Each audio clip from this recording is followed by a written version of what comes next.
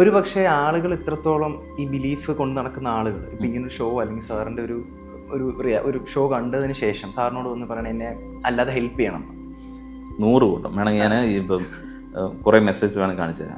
അങ്ങനത്തെ അപ്രോച്ചസ് ഉണ്ടാവും, ഇഷ്ടം പോലെ ഉണ്ടാവും, ഇഷ്ടംപോലെ അപ്രോച്ചസ് അങ്ങനെ ഉണ്ടായിട്ടുണ്ട്, അത് ഉണ്ടാകാറുണ്ട്, ഷോ കഴിയുമ്പോഴും ഉണ്ടാവും.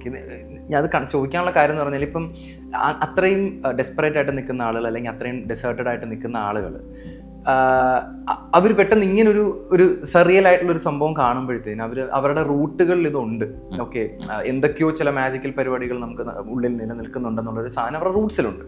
അപ്പോൾ അവരിത് കാണുകയും അവരിങ്ങനെ വിശ്വസിക്കുകയും സാറിനെ ആ രീതിയിൽ അപ്രോച്ച് ചെയ്യുന്നതിൽ നമുക്ക് കുറ്റം പറയാൻ പറ്റും. അവർ അവസാനം മന്ത്രം കൂടോത്രങ്ങി ഇല്ല അവിടെയാണ് എൻ്റെ ഷോയ്ക്ക് എന്നെ സുരേഷ് കുമാർ എന്ന് വിളിക്കുന്നു പറഞ്ഞാൽ ഷോയുടെ എൻഡിൽ ഇത് കംപ്ലീറ്റ് ഞാൻ പൊളിക്കും.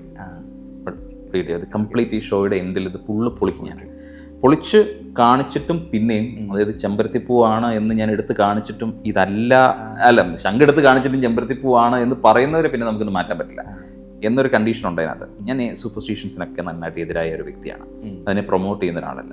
പക്ഷേ നമ്മളെല്ലാം മനസ്സിനകത്ത് കുറേ അത്ഭുതങ്ങളുണ്ട്. നമ്മുടെ ചെറിയ പ്രായത്തിൽ എൻ്റെ കൂടെ ഒരു കുഞ്ഞി മായാവിയോ ഒരു കുട്ടിച്ചാത്തനൊക്കെ ഉണ്ട്, എനിക്ക് അവനെ പോയി ഇടിക്കണം, അല്ലെങ്കിൽ എനിക്ക് പെട്ടെന്ന് ഞാൻ ഇങ്ങനെ പേപ്പർ തുറന്നു നോക്കുമ്പോൾ എല്ലാം എനിക്ക് ഓർമ്മ വരുന്നു, എല്ലാം എഴുതി വെക്കണം, ഞാൻ പഠിക്കാതെ പോകുന്നത്, ഇത് തന്നെ വരണം, ചെവി വന്ന് പറഞ്ഞു തരുന്ന ഒരു കുഞ്ഞു ഭൂതം എനിക്കുണ്ട് എന്നൊക്കെ ചിന്തിച്ചിരുന്ന കുട്ടികൾ ഇന്നും എല്ലാവരും അങ്ങനെ ചിന്തിക്കില്ലേ?